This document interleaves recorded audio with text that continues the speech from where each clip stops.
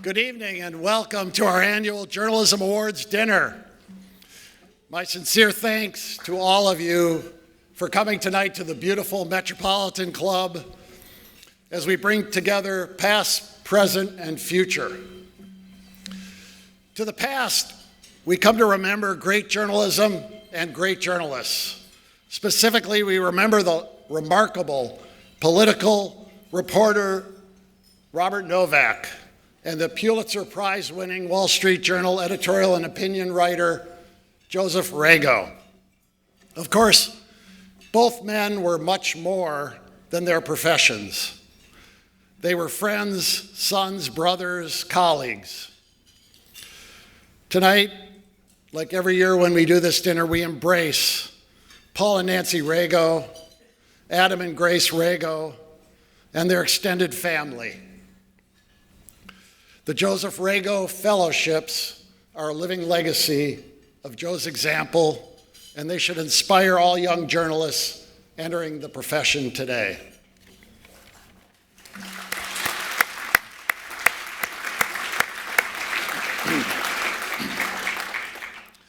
We also remember Ken Tomlinson, an editor of Reader's Digest and advisor to the Fund for American Studies for many years, and Tom Phillips, who died just 6 months ago. Tom was an entrepreneur and philanthropist. He created the Robert Novak Fellowship Program and served on the TFAS Board of Trustees for many years. He's remembered the Fund for American Studies as well in his will, and his support will continue for our journalism programs for many years to come.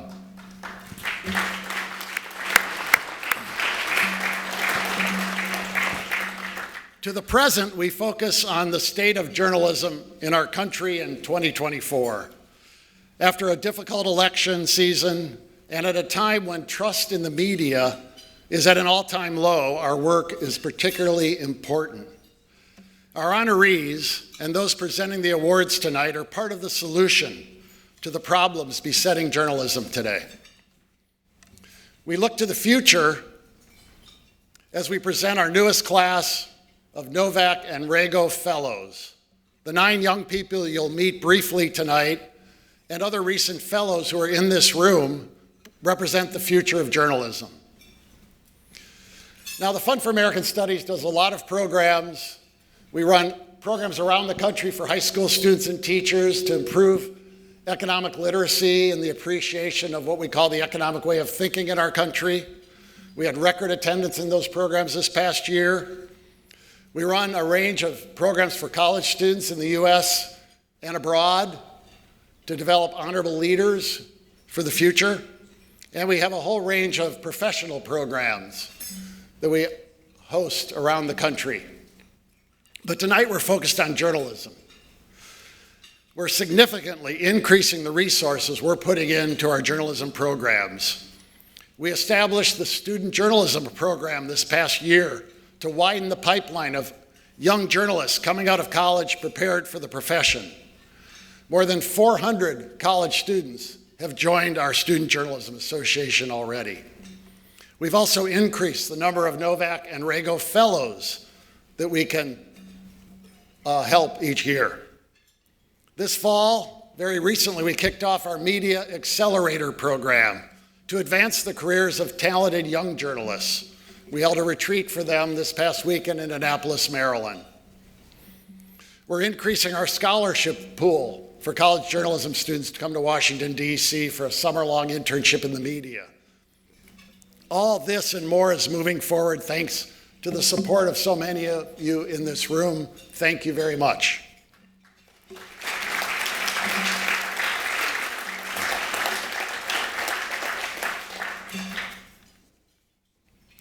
Now's the time for sane liberals, sane moderates, sane conservatives, and people more generally to find common cause to work together to rebuild the trust in so many of American institutions, from the media to business to science to education to government.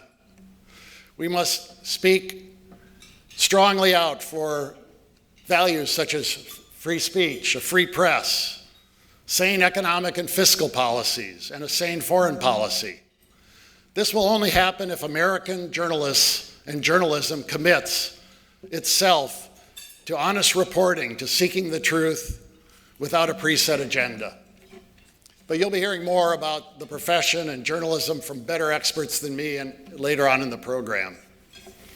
So I'm going to invite someone to come up and give the invocation, and then my colleague Ryan Wolf will come forward to introduce our Novak and Rago Fellows. While he's doing that, please feel free to eat your first course, and we'll keep the program rolling along, and then after we eat, we'll hear from our honorees this evening and from Paul Rago as he introduces our Rago Fellows. So let me introduce Matthew King, I think our second Joseph Rago Fellow, graduate of Duke University, and after graduate school became a Rago Fellow and is now serving the United States in the Navy. Matthew.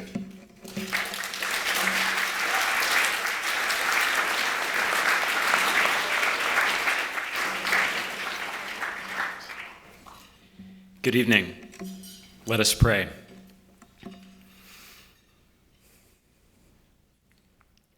O Lord of creation, you created the heavens and the earth. You separated the sea from the dry land. You created the fish of the sea and the beasts of the land, and we give you thanks for this bounty which we are about to enjoy. We ask that you would bless this food, that you would bless our fellowship tonight. We thank you for everyone who labored to make this dinner possible, and especially for those who are still working tonight. Thank you for the generosity of the donors who made this dinner possible, and for the chance to gather in a free country for blessings over a meal. Lord, we give you thanks for this country, for those who are serving overseas at this time, for those who are veterans. Lord, we also pray for our leadership in this country, for President Biden and for President-elect Trump. We ask you to strengthen them in all courage and wisdom during a difficult time for the world. We pray for a just and lasting peace in Europe and in the Middle East, and for the blessings of peace to extend throughout the world. God, we also remember those who could not join us tonight, including Jimmy Lai. You teach us in Psalm 139 that you are with us no matter where we go, whether in the mountains or under the sea, and we know that you are also there for all the journalists who have been held prisoner for doing this work. We also give you thanks for the safe return home of Evan Gershkovich this year. Finally, Lord, we thank you for those we are honoring tonight, and we ask you to bless them in their work. You love those who love the truth, and you love those who labor in journalism as hard work. So we just ask that you would strengthen them, give them courage, give them everything that they need to carry out this important work during this time. In your name we pray. Amen.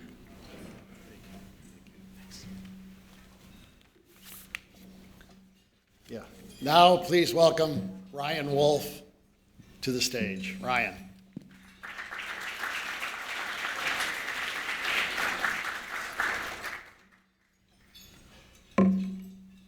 Thank you, Roger, and thank you all for being with us here tonight. My name is Ryan Wolf, and I work at TFAS as the director of the Center for Excellence in Journalism. So it's clear to us that objectivity and fairness in the media are at a steady decline, and trust in the media is at an all-time low.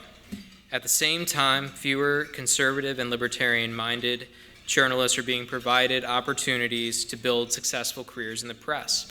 I heard just this afternoon that based on polling, the ratio of conservatives to liberals in the press is 11 to 1. 1 to 11. This has resulted, as you would expect, in a skewed and biased media landscape. So what we're trying to do here at TFAS is to develop the next generation of great journalists and writers. We start on the campus, supporting free-thinking student journalists and student publications, and helping them find an internship in Washington. When they graduate, they take part in the Media Accelerator Fellowship Program, where they can find their reporting beats and improve their writing skills. They can also take part in the Rago Fellowships, which we'll hear more about later tonight, working on the Wall Street Journal opinion page for 9 months. And that brings us to the Robert Novak Journalism Fellowship. So the Robert Novak Fellowship supports a rising generation of serious and enterprising journalists. This program is a year-long program and allows writers in their early careers to take on an important reporting project on topics that are essential to understanding the state of America today and America as a free society. So they write 4,000 to 5,000 words every other month and try to publish those either as a series of magazine articles or as the beginnings of a book. So now I'd like to invite each of the fellows to briefly share a little bit about their projects this year.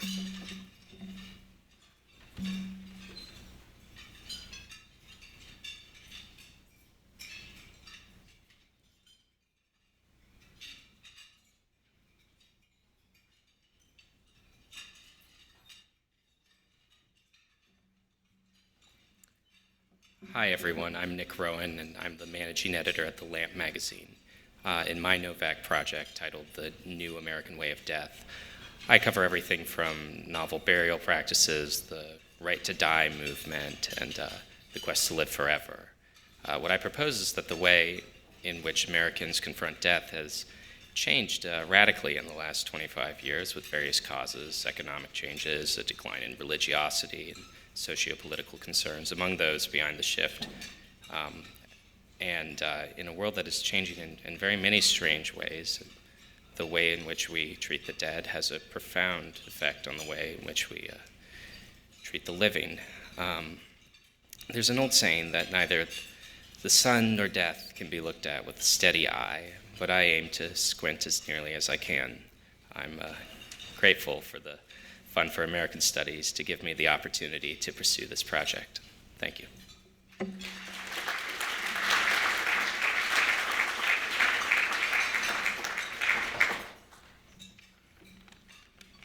My name is Rachel Roth Altizer, and I'm an independent journalist. My day job is caring for my 4 kids under 8, which includes working as a caregiver. Thank you. Thank you. And part of that work is working as a paid caregiver through North Carolina Medicaid for my profoundly disabled 3-year-old son.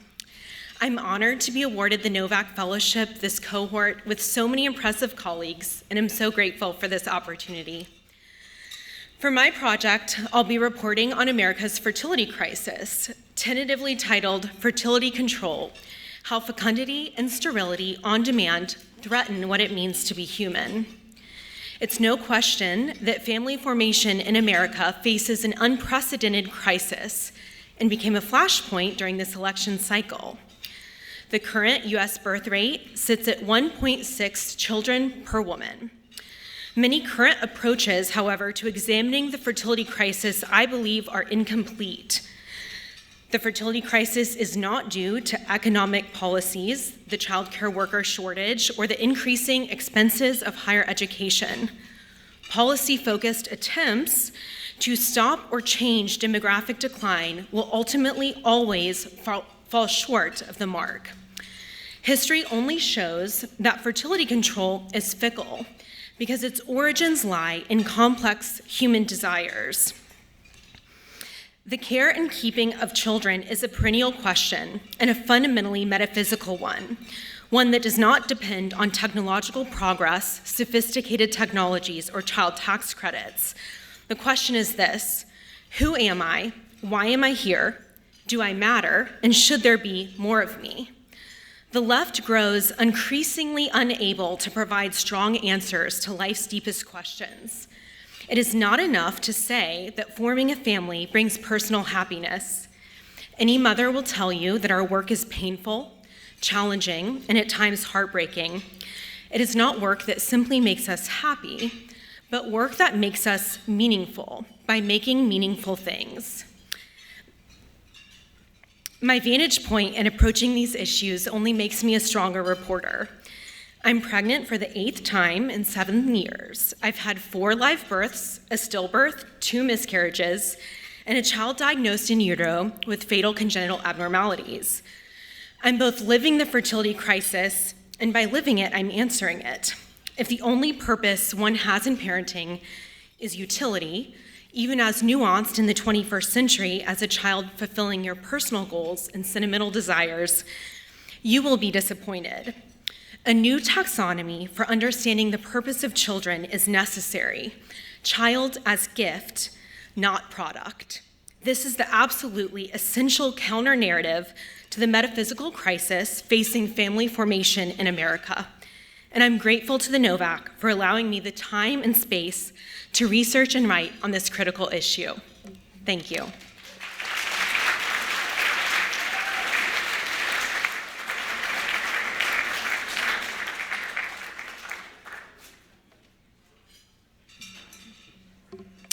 Hello, everyone.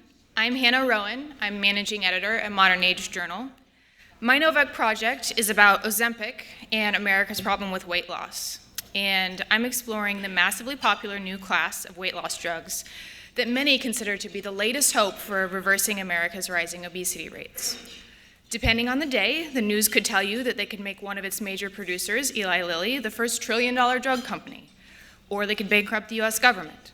They could become lifetime medications for millions, starting as young as elementary school, or the current shortages could lead insurance companies to limit those to those most in need. They could make obesity the thing of the past, or they could just make things worse. With the new application of a new superstar drug, so much is unknown, from their long-term physical effects to their effects on the economy, and more importantly, America's sense of what healthy really means. And it's all rooted in our country's deeper problems with weight, an obsession with dieting, an extremely lucrative ultra-processed food industry boosted by ubiquitous advertising, and a lack of understanding of what eating and living better would even look like.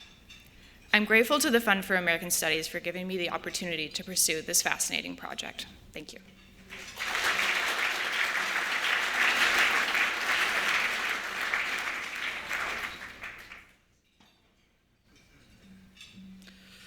Hello, my name is Emmett Penny. I run the Nuclear Barbarians Substack, and I serve as a contributing editor at Compact Magazine. I'm grateful to be here, and receiving this fellowship is a great honor. I'm here because I've got bad news. My project is called Blacked Out, America's Coming Electricity Crisis. Our country is hurtling toward a nationwide electricity crisis that could crater the country's economic growth and undermine the middle-class American dream. Since the year 2000, according to the Department of Energy, the number of blackouts in America has risen by 13-fold. Policymakers, grid operators, and regulators are warning that this problem grows worse by the day. The Texas blackouts in 2021 and the near collapse of the New York power system on Christmas Eve a year later presage what a dark future may await us. And on the horizon looms a boom of AI computation, electrification, and reshoring. I'm going to look at whether or not we can even handle that and what we can do to get ourselves out of this. My project aims at answering the questions that these difficulties pose by spotlighting the bad policies and misplaced incentives that have spawned this crisis. I will look at hot-button issues like AI's huge appetite for electricity and China's influence on American environmental NGOs, to lesser-known topics like our systemically degrading power quality, which threatens heavy industry, and the companies that are making money off of our grid's decline. Decline may very well be a jobs program, but it is also a choice. And in order to make better choices, the American people need better information about how to steward our power grid, the most vital portion of our industrial commons. If we don't get this right, then nothing else can go right. Thank you.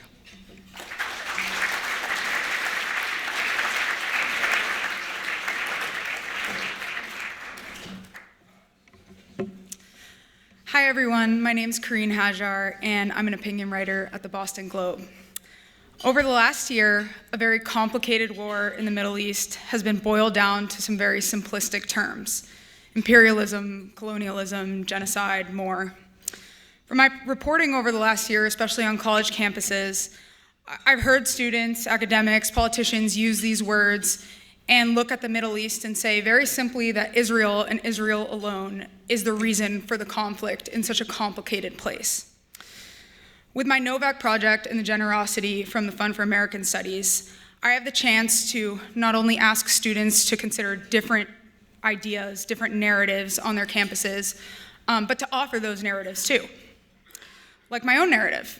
I grew up in a Melkite, Maronite, Venezuelan, Lebanese family, and when we talk about persecution in the Middle East in my family, it's the persecution by the Ottomans of Christians and many more. It's the persecution that Christians, other minorities, other Muslims felt under ISIS, even more recently with very little campus unrest.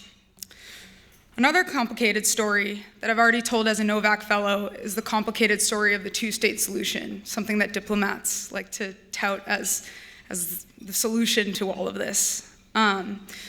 Incorporating voices of the left in Israel who once were hopeful for a two-state solution, I've been able to show why that is more and more of a fleeting hope as Israel struggles for its own existence.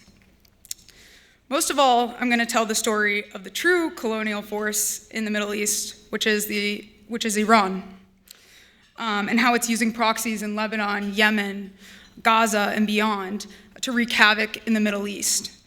All in between, I'll break down for my readers the latest news in the Middle East and argue for the importance of not appeasement, but maximum pressure on Iran. Thank you to TFAS for giving me this opportunity and the resources to tell these stories, not just to a conservative crowd, but also to mainstream readers. I'm very grateful.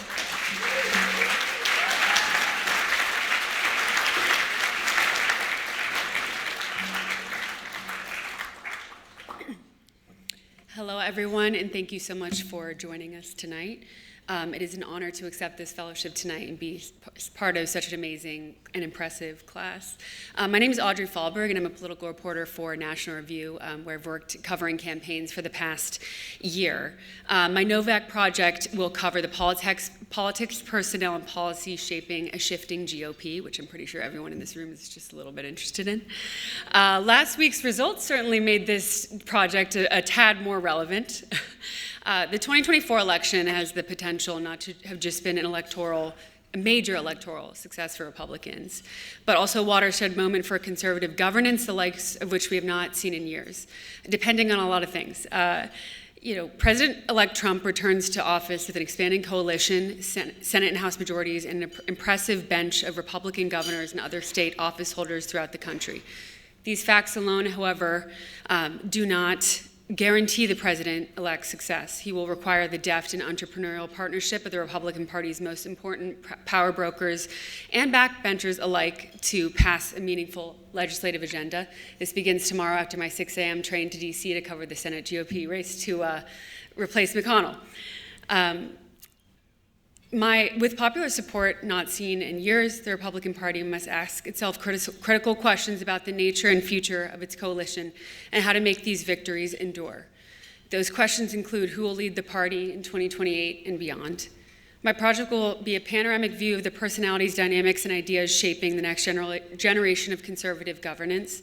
From state legislators to cabinet officials, I'm conducting a series of pieces and profiles that will hopefully serve as a who's who on the Republican scene, hopefully aiding readers in identifying some of the party's rising stars and biggest fights in the years ahead. Thank you so much.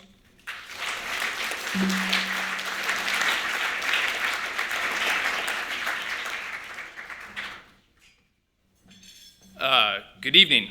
My name is Park McDougald. I'm an author at Tablet Magazine. We do have a website. I was talking to some people before who hadn't heard of us. And the author of the Scroll daily newsletter.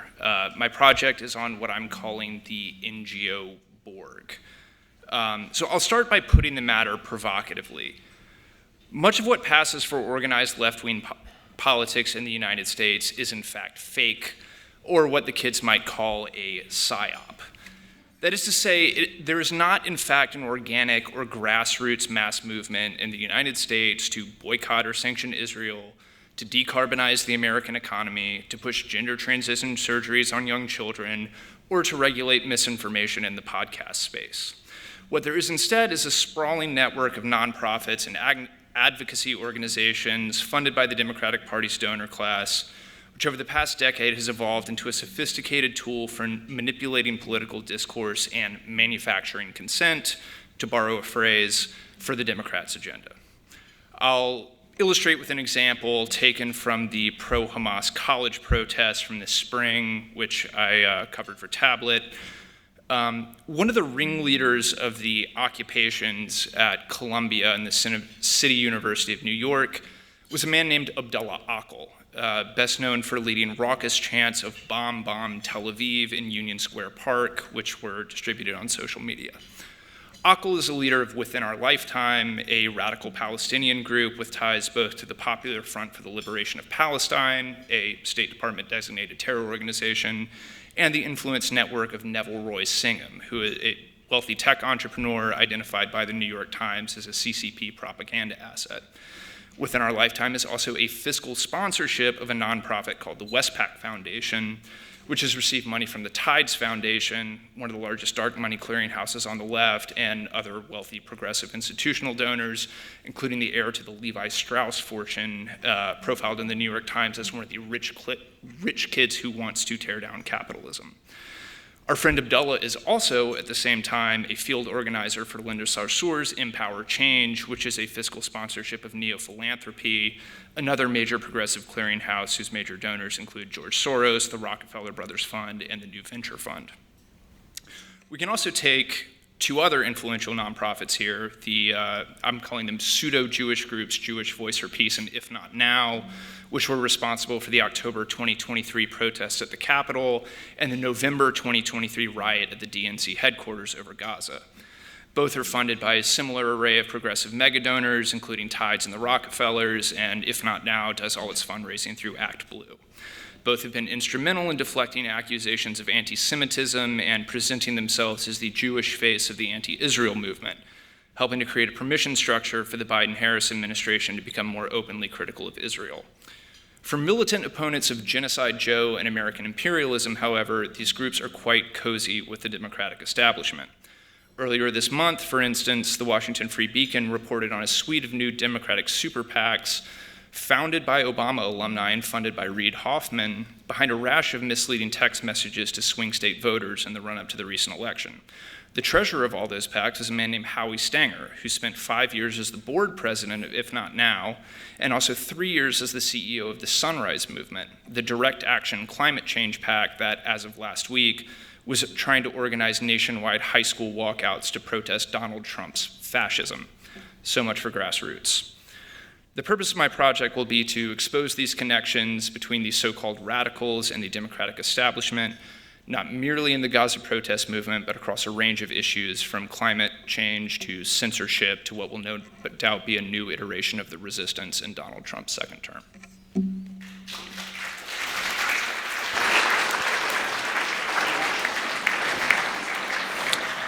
And ladies and gentlemen, continue to enjoy your dinner, and our program will resume in just a bit.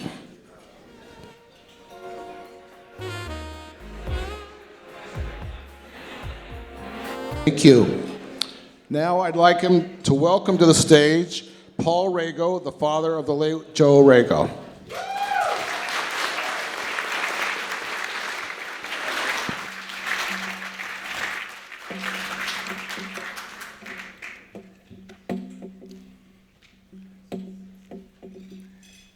Good evening, everyone. Let me begin by thanking all of you here tonight to celebrate journalism and its ideals. Thank the Wall Street Journal, the Fund for American Studies, friends, and family. I want to congratulate the Novak Fellows, James Bennet and Lance Morrow, on their awards, and to introduce the 2024 Rago Fellows. The Fund for American Studies is a good organization, but not perfect. Here's why. For the past 7 years, they've allowed a relative unknown to address the very best journalists and writers in America. Many people have asked me, Paul, how do you deal with the fame? The burden of being a celebrity. Well, my fame is a myth, but what is not a myth is your generosity, nor is your foresight to support the work of TFAS, which is, quote unquote, committed to developing the next generation of courageous leaders. We are grateful to the supporters of the Rago Fellowship who have made it possible to offer 2 fellowships this year, a 100% increase, especially Steve Klinsky and the Klinsky Foundation.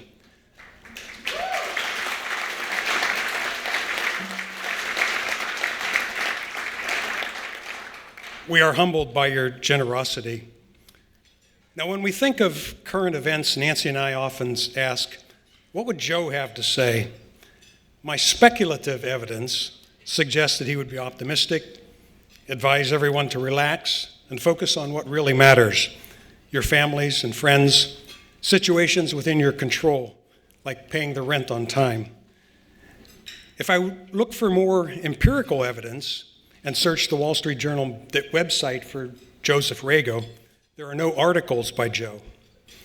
What you will find are references to Joseph Rago Fellows, Elliot Kaufman, Faith Bottom, Sarah Dawn McLean, and our 2 newest fellows, Jillian Lederman and Luke Lyman.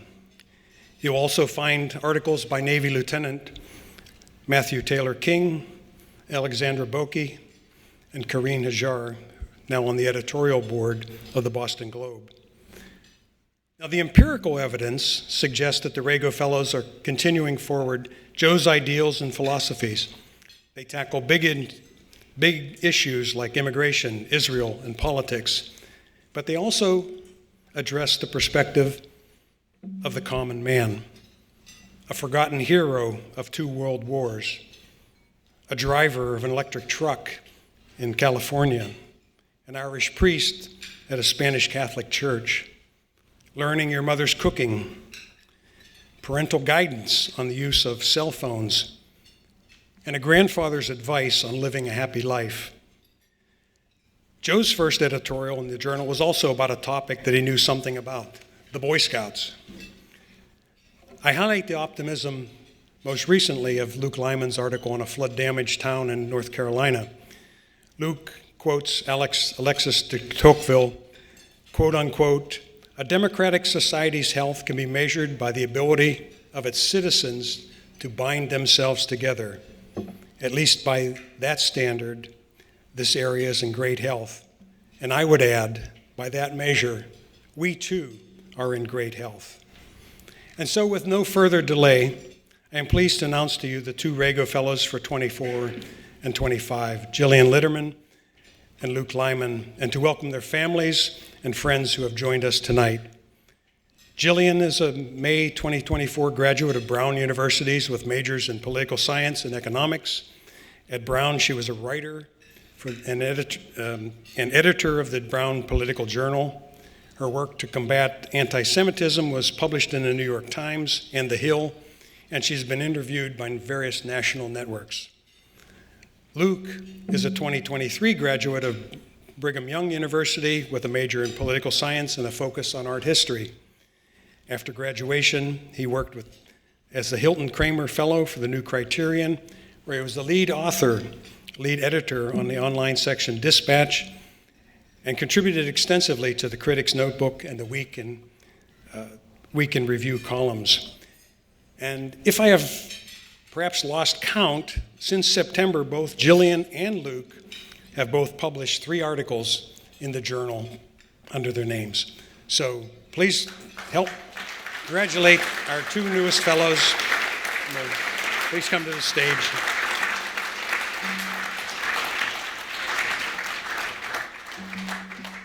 Thanks. Okay.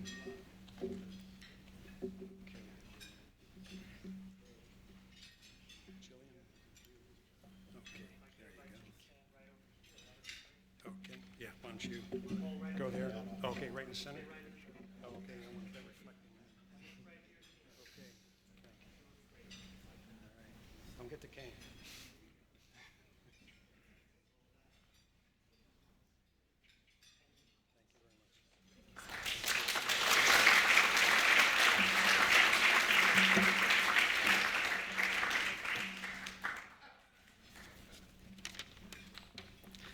Thank you so much.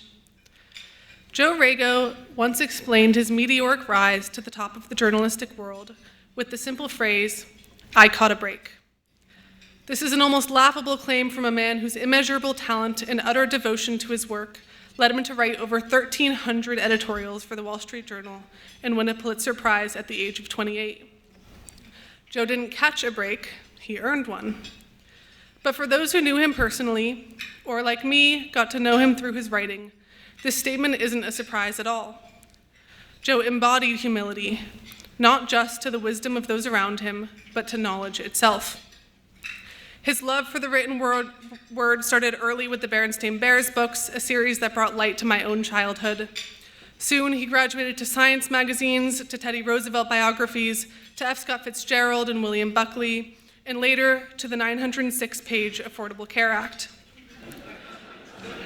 The world's vast pool of information was Joe's playground. There was so much to know, and he wanted all of it. But not just for himself. He passed down this knowledge to his readers with a deft touch and a wry tone. I highly encourage everyone to read his hilarious musings on the politics of mustaches or on the flammability of Ivanka Trump's scarves. Less flashy, perhaps, are pieces like a 2010 editorial on Obamacare, in which Joe wrote, "Stripped of its romantic illusions, Obamacare is really about who commands the country's medical resources." This was one of Joe's great talents, taking abstract, deceptive political rhetoric and distilling it into frank discussions about the trade-offs Americans truly care about. If only there were more Joe Ragos today. Too much of modern media is clickbaity, partisan, and dripping with condescension. Too many journalists assume their readers can't handle anything more. Not Joe. He demanded just as much of readers as he did of himself. Joe's talent seeped from his fingertips. Why, then, did he insist that his success came from luck?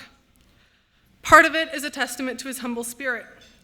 Yet it is also true that journalism is one of those fields for which success often does require just a little bit of chance, no matter who you are.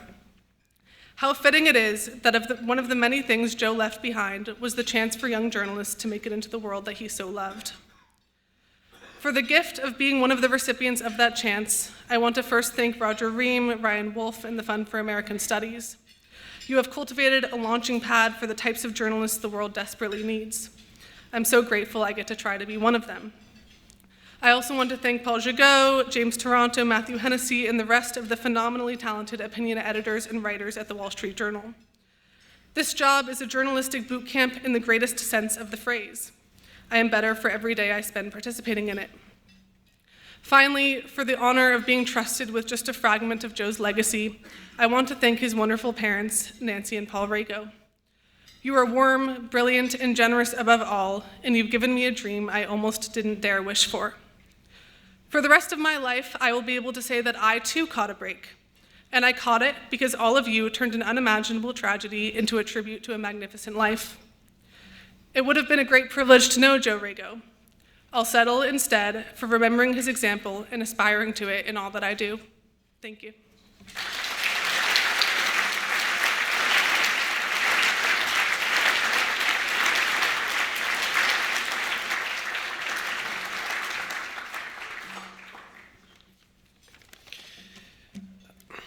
Thank you so much, everyone, for being here, describing just how humbling this experience is and how much this fellowship and the support of everyone in this room means to me.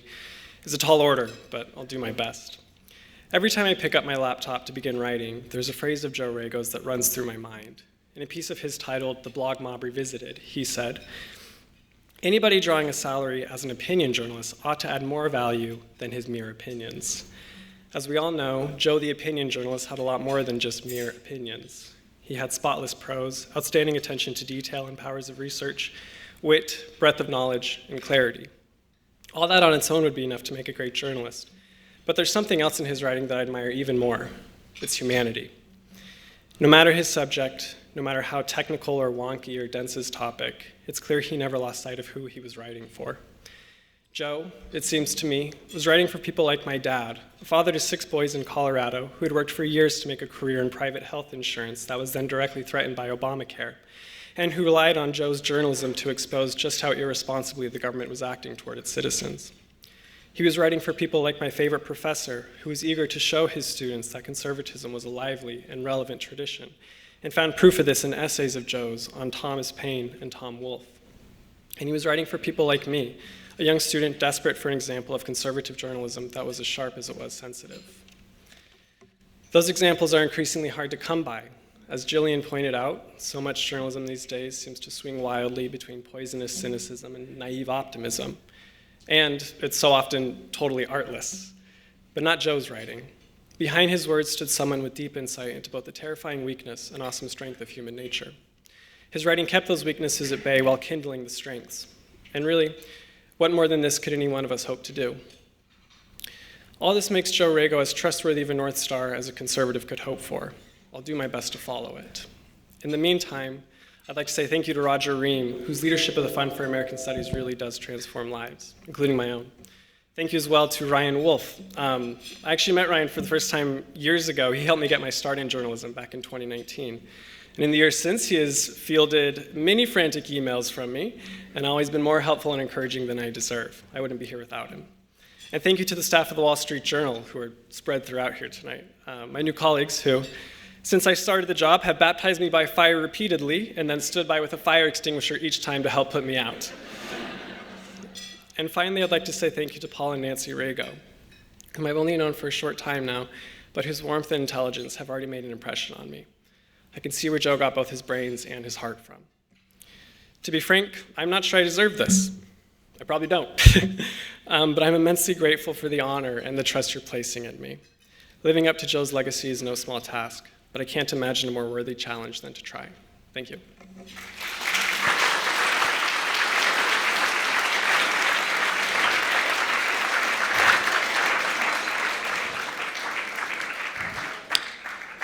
Please welcome to the stage James Dow, Editor-in-Chief of the Boston Globe.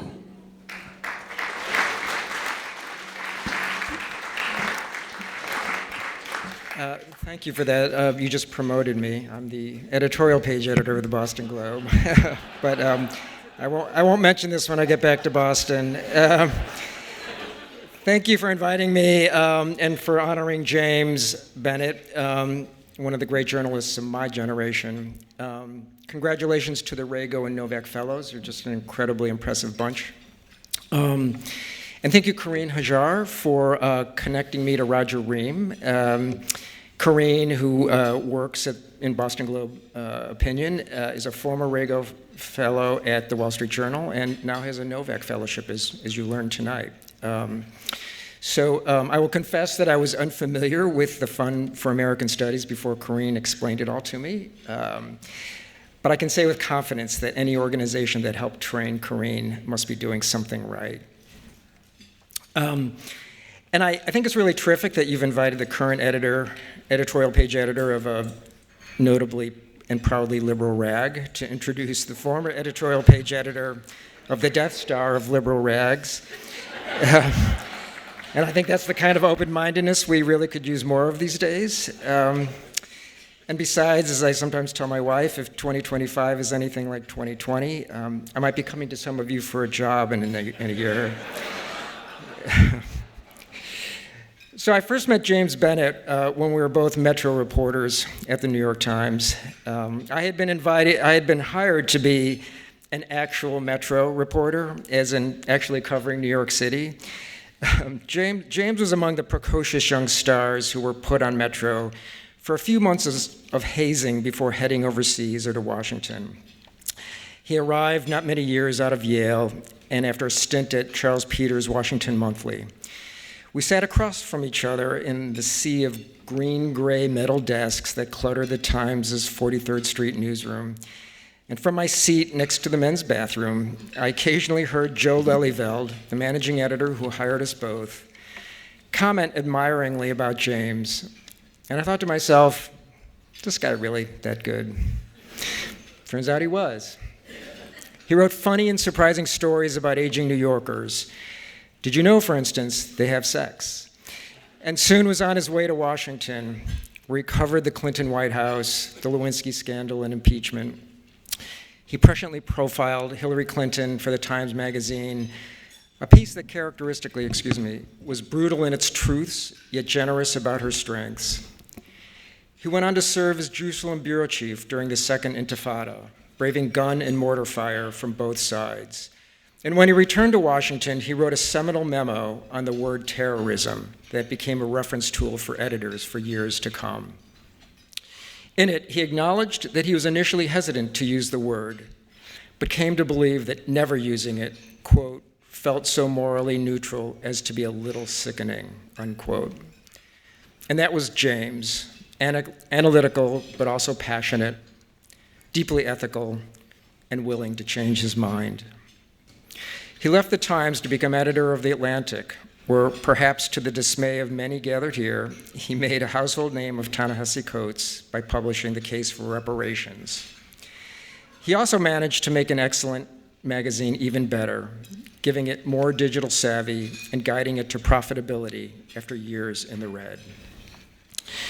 James and I reconnected at Times Opinion in 2016, where I had been the op-ed editor for just 3 months when he was named the editorial page editor.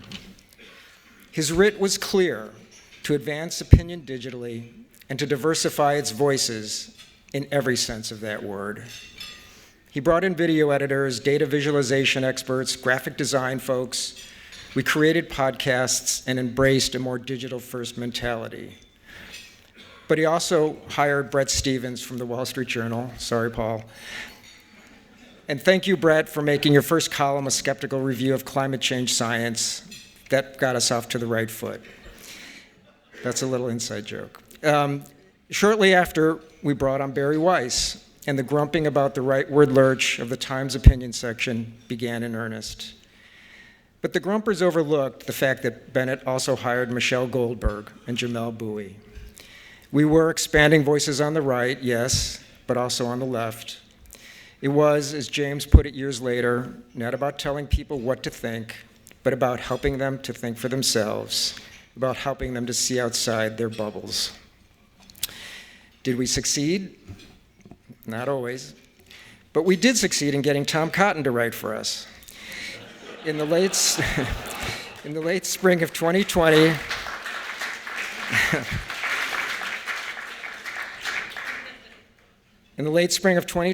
in the depths of pandemic lockdown, the anti-Trump resistance, and George Floyd unrest, the senators sent Adam Rubinstein, one of our editors, a piece about Twitter and how it was discriminating against conservatives.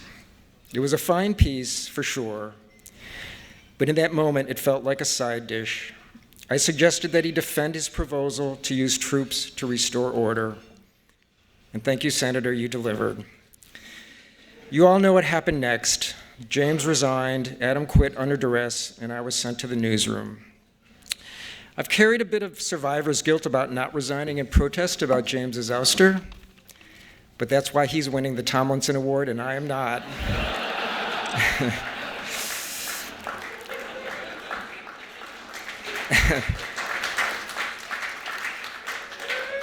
I will just say it's worth noting that in the 48 hours of struggle sessions we endured after the Cotton op-ed, James didn't point fingers or shift blame. He didn't back down from the core idea behind publishing that op-ed, that it was right for Times Opinion to publish a prominent conservative, even if many of its readers found his ideas abhorrent, and perhaps precisely because they found them abhorrent.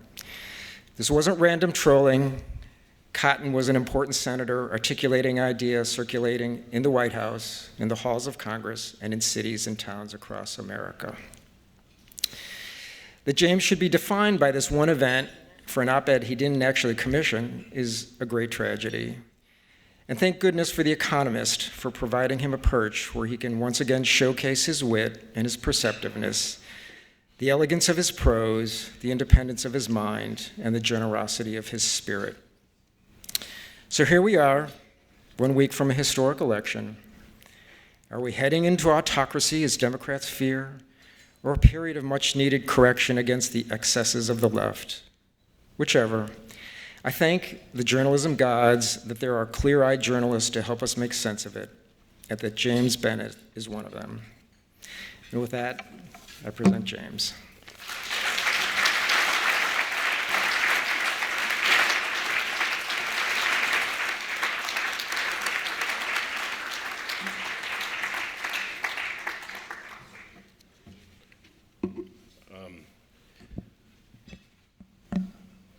That meant a tremendous amount to me, Jim. Thank you very much. I am a little overwhelmed, actually, unexpectedly, and I'm actually happy to recall many of the periods that he just described, but particularly that last period. And one of the things that does make me sad about that Cotton incident is that I'm proud of the work that we did together for 4 years, that department, and it has been somewhat occluded by that. And that one thing I learned very early there, because as Jim said, the Cotton thing was only the last of a series of explosions that we endured together there.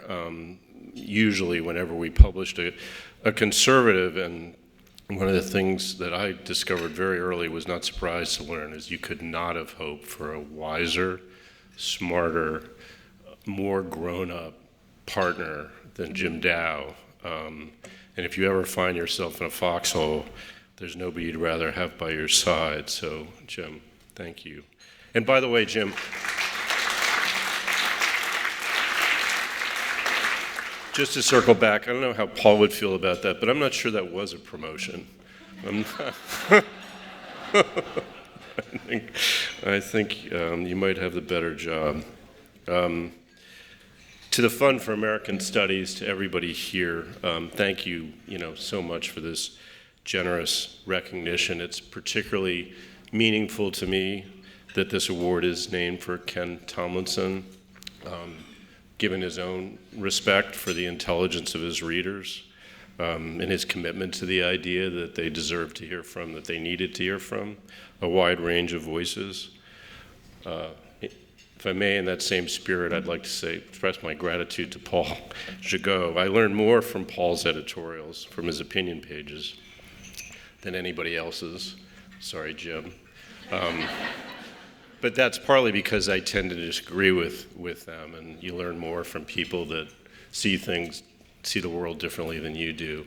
And also because the editorials are so tightly reasoned that I often have to think really, really hard about why it is that I actually do disagree with them. And if I could also say, bless the Rago Fellows and the Ragos and the Novak Fellows. It seems wrong, somehow unfair, that I would be the one drawing inspiration from you, but I am. And it was just thrilling to hear the level of ambition and determination that you're bringing to this work, because the world needs more journalists like that. So it was wonderful. Well, just wonderful to hear that.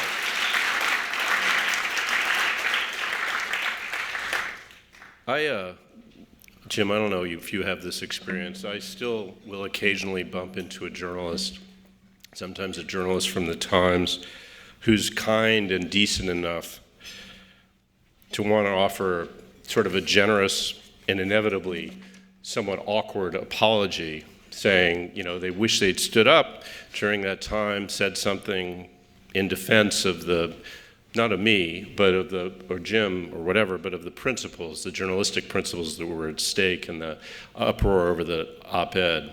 I'm always, grateful to hear it, and I'm very quick to say that, of course, no apology is needed. It was a crazy time, and everything happened way too fast for really anybody to think clearly or react.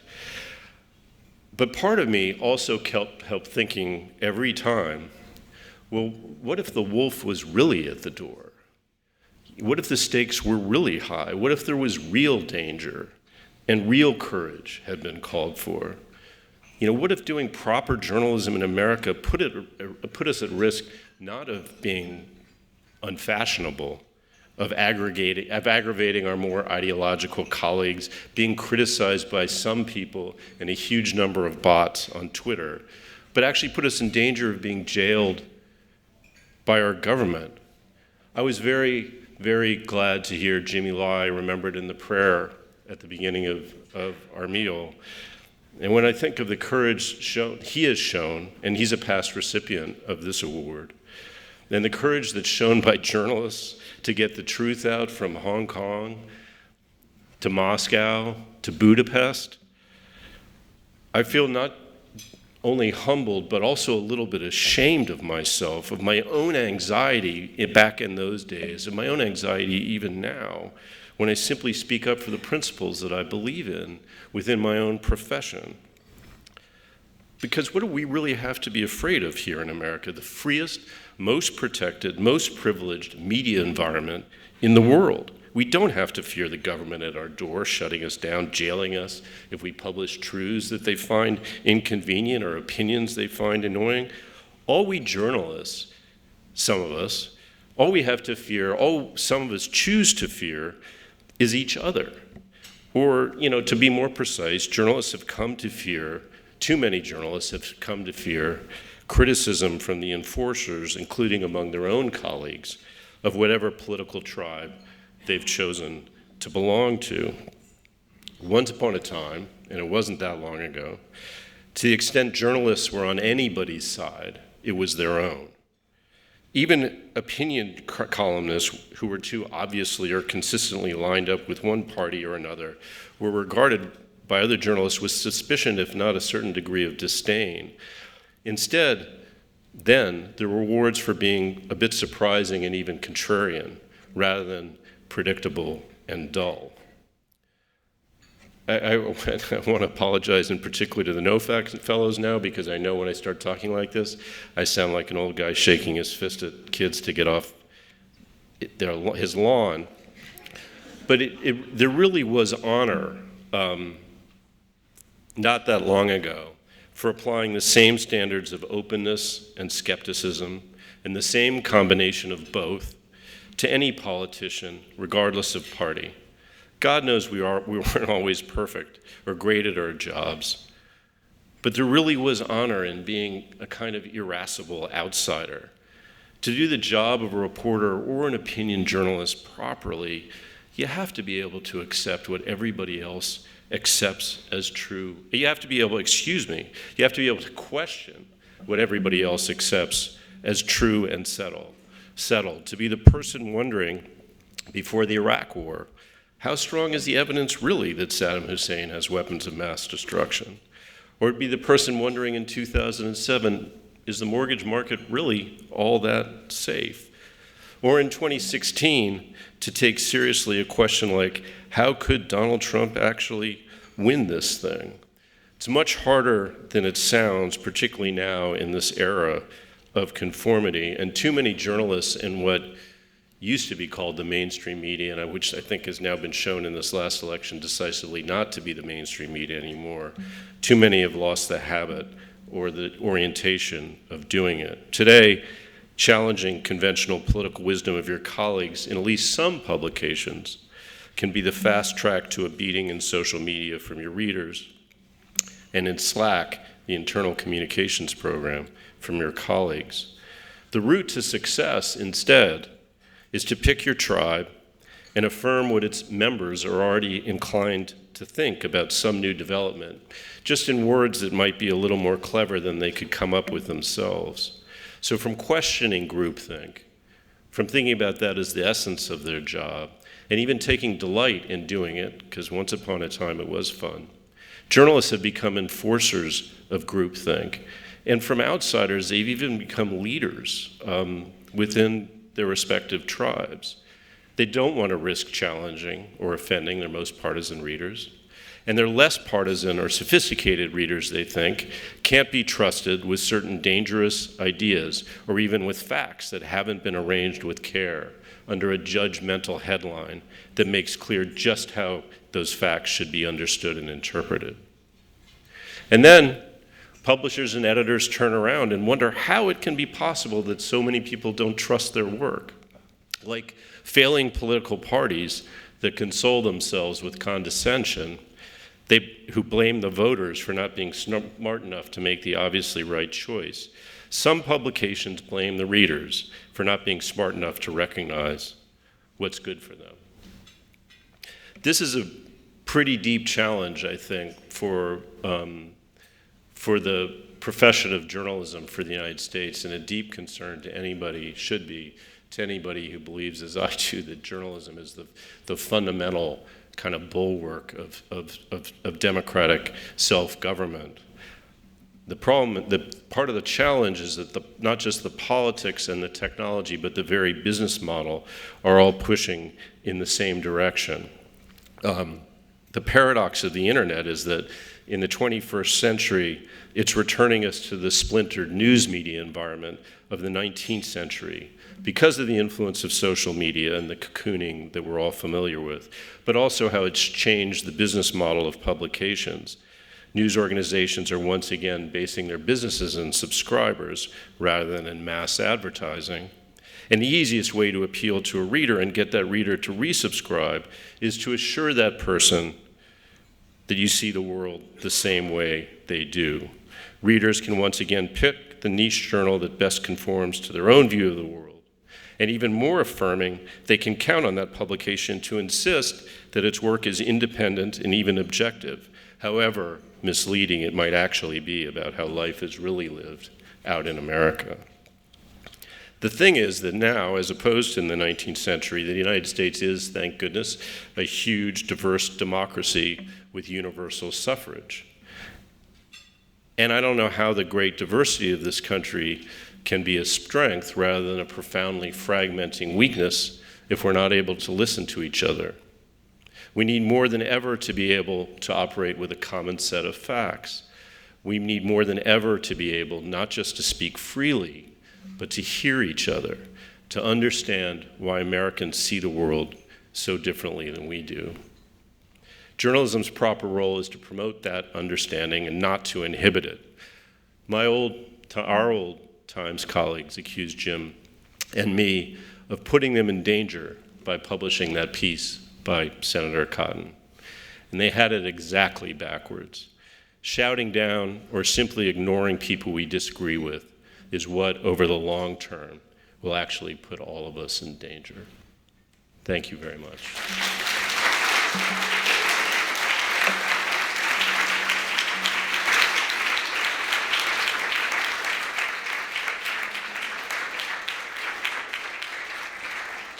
Ladies and gentlemen, please welcome to the podium Paul Gigot, editorial page editor and vice president of the Wall Street Journal. Thank you. Thank you, ladies and gentlemen. It's a great pleasure to be here again, honoring the cause of journalism at this dinner. Congratulations to the Rago and Novak winners, and good luck with your very impressive projects. Thank you, James, for those very kind words. I appreciate it. Congratulations on the award. James and I actually had similar experiences with a staff revolt in 2020. The difference is that I had a better owner.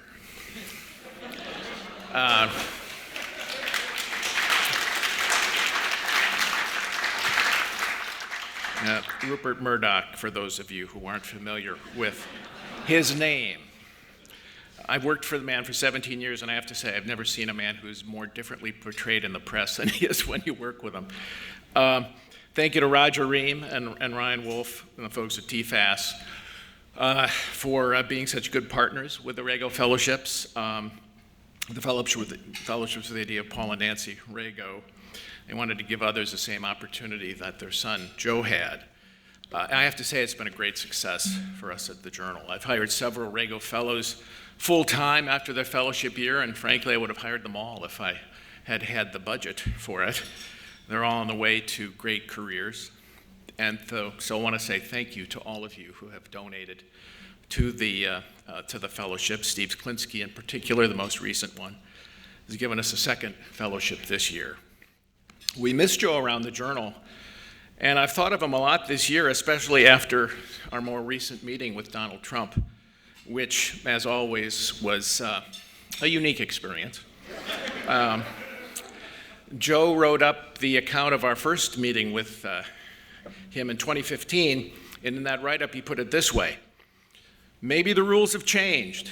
In 2007, few pros thought Mr. Obama, an apprentice, could slay the vampire bride of Hillary Clinton. Maybe the same wing-it impulse is catching up on the GOP side. Maybe Mr. Trump is right, and he better understands the moment. Maybe it's time to start imagining Mr. Trump in possession of the nuclear launch codes. That was in November 2015. I think it's fair to say that Joe would not have been surprised by the events of this last week. Speaking of young journalists, I have the privilege of presenting the Tom Phillips Award to the great Lance Morrow. I know it's hard to imagine now, watching me up here, but I was once young, and I wanted to be a journalist. And so I did what seemed a good idea at the time. I tried to read the best writers I could and try to get better. So I read all the columns of George Will. I used to read John McPhee, some of you know, writer in the New Yorker, when the New Yorker was worth reading. And I read Time magazine. I was a news junkie in high school. And so I would read Time every week, cover to cover.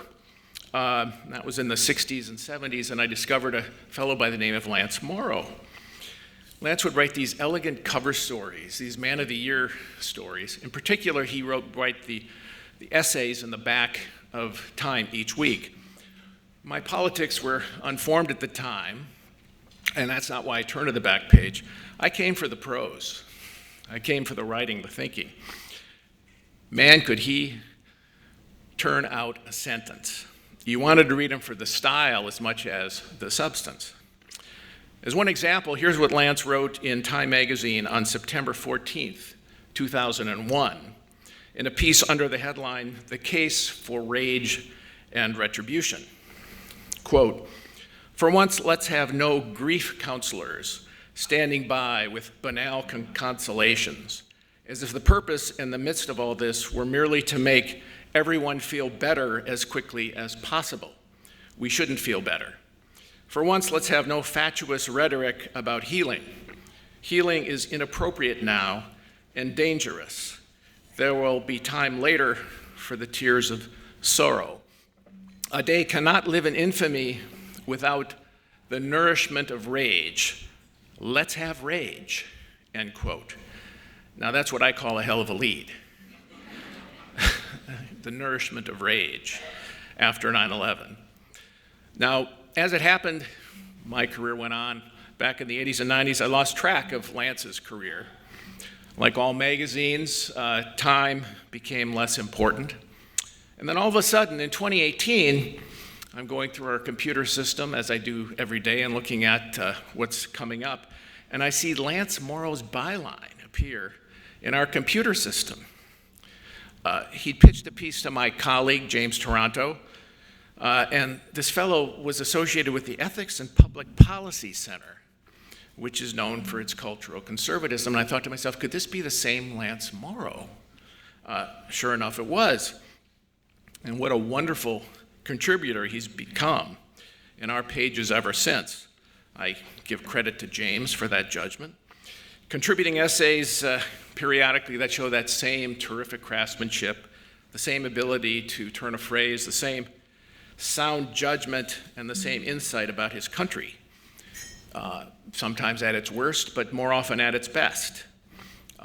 This particular year, I think, has been a great one for Lance. In January this year, he wrote a column, "Trump versus the woke, let the people decide." They did. In May, he wrote, "Election 2024, send in the tropes." Here was his lead. "America's divided mind on view in the presidential race has deep historical and sociological roots. The stakes are high, it's serious business. On the other hand, if you watch the spectacle with a skeptic's eye, squinting a little, it suggests the tropes of the circus, a circus in which the lions are too old, the elephants are going blind, and the ringmaster can't remember his lines. Clowns fall off their bicycles. In August, he wrote under the headline, J.D. Vance is weird, ? Have you seen the other guys?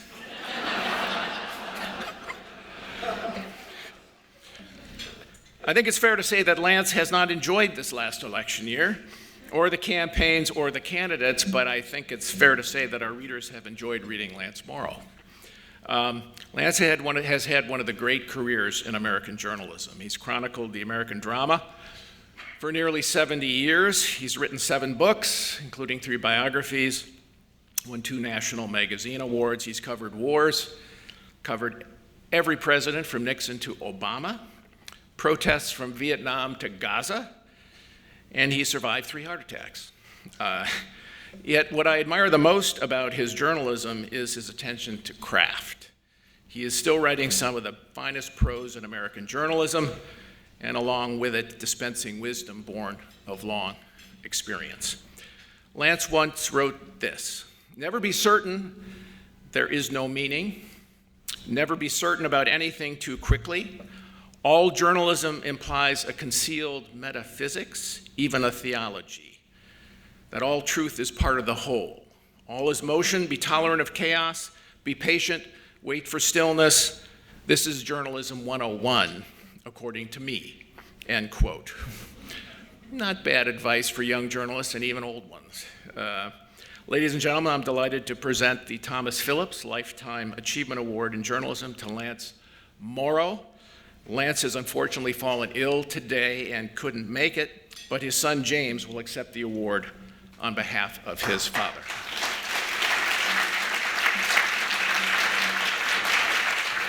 Thank you so much for those very kind words.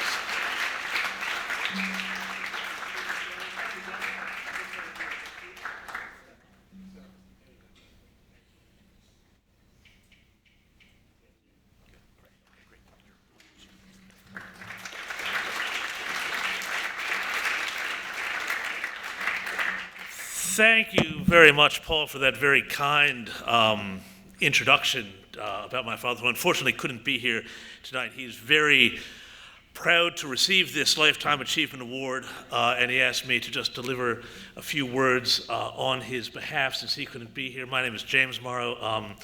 I followed in the family footsteps. I'm a journalist and a broadcaster in Australia. Couldn't compete with him here in the US, so I had to go all the way down to the Southern Hemisphere, obviously. Anyway, as I say, my father is very, very proud to be receiving this award from this fantastic organization, and is very sorry he couldn't join you all for this beautiful evening in this beautiful club tonight. And also, he is very proud because of his distinguished predecessors in receiving the award, including the man who just handed it to me, and because of the sterling work that the Fund for American Studies does, and it really does do sterling work. He had been looking forward to this evening and is, in his words, frustrated and disappointed that he cannot be here tonight. But he did intend to speak about what James Bennet referred to as the mainstream media, or maybe the legacy media, or whatever you want to call it these days. We may have to find a new word for it, and their role in the recent 2024 election. He mentioned a couple of points which I will pass along. I'm pleased to do so this evening. My father meant to draw a straight line, and as we discussed this speech, he said he wanted to draw a straight line from 2,500 years back through time to connect the 2024 election to Herodotus, the father of journalism, as well as the so-called father of history. Some also called Herodotus the father of lies, or maybe even fake news. My father wanted to locate, though, and this is the important bit, the origins of journalism in the primary impulse of the human mind, and that is curiosity. Curiosity, which is the wellspring, the basic impetus of all human thought and learning. in any endeavor, journalism, science, wherever. Without curiosity, he says, the mind is inert. Now, my father is fond of quoting something that the writer John Hersey once said about Henry Luce. He said that the most attractive thing about him, Luce, was the delight that he took in learning anything that he had not known before. That, he says, is the essence of journalism. A delight in learning anything you did not know before, you had not known before. Now, to go back to our friend Herodotus, he explored the regions of the Danube and made his long study of Egypt and its ways and wandered for years and years elsewhere in the known world. The motive of his life's work was one thing: curiosity. He came up, of course, Herodotus did, with some famous whoppers like the giant gold-digging ants of India. But even when getting such facts wrong, his motive was still the desire for truth, the truth about what people believed, their superstitions. His own mind was moved by what might be called impartial wonder. And my father said that we should contrast, and I agree with him completely, by the way, that we should contrast that impartial wonder with the agitation and, yes, propaganda that the legacy media, with frightening unanimity, tried to pass off this time around in the 2024 campaign as honest journalism. Too often, this legacy media practice of journalism has little or nothing to do with honest curiosity, and too much to do with its reverse, the coercive party line. The tremendous disgrace, he says, and falsification of which legacy media has been guilty in this election cycle, he worries, has done near irreparable damage to the work of to the work of journalism, pardon me. And it is ironic that those who speak eloquently of our democracy have been willing participants in dynamiting the foundations of one of the democracy's pillars, i.e. journalism. The work, though, of the Fund for American Studies is very important because it will help the long, slow correction ahead, which is necessary and which is coming. In conclusion, he and I would like to offer congratulations to tonight's honorees and congratulations to the Fund for its work. And I would like to thank you very much on behalf of my father, Lance Morrow, who taught me everything I know about the craft, for which he is very, very proud indeed. Thank you very much.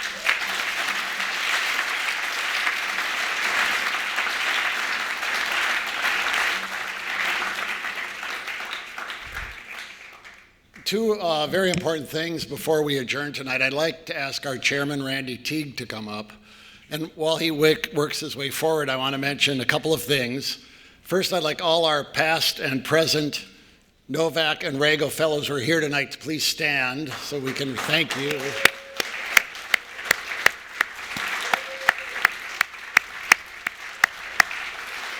I'd also, thank you. I'd also like to recognize Will Tomlinson, Ken Tomlinson's son, who's here tonight. Will, where are you? Somewhere here. There, back there. Thank you, Will. We're honored to give out an award in your father's name. I'd mention also that everyone can get a copy of Lance Morrow's latest book, The Noise of Typewriters. I highly recommend it. I think we have one per couple at least on the way out tonight. I want to recognize and thank someone who isn't here, Geraldine Novak, Bob's widow, who's a strong supporter of this dinner, both financially and in spirit. Sorry she couldn't be here tonight. Randy and I wanted to make two quick presentations. They're to TFAS staff. Jane Mack, who organizes this dinner every year, will be retiring very soon. So please come forward.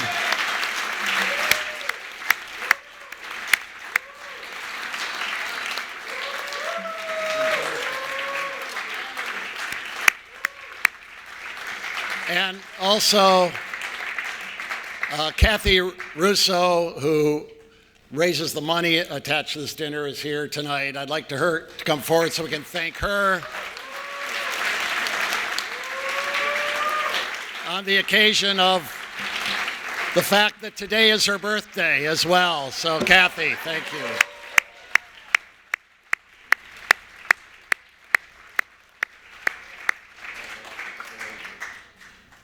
Thank you both for your dedicated service to TFAS. Kathy's not retiring. Jade is.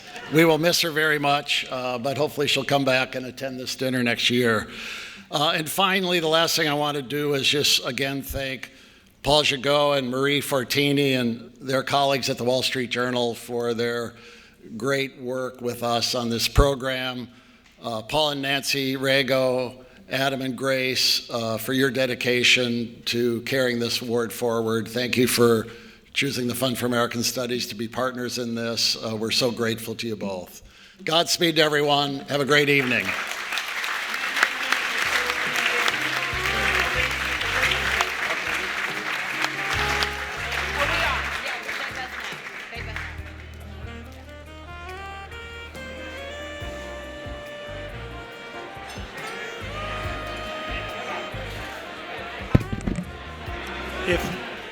Let me say a few words.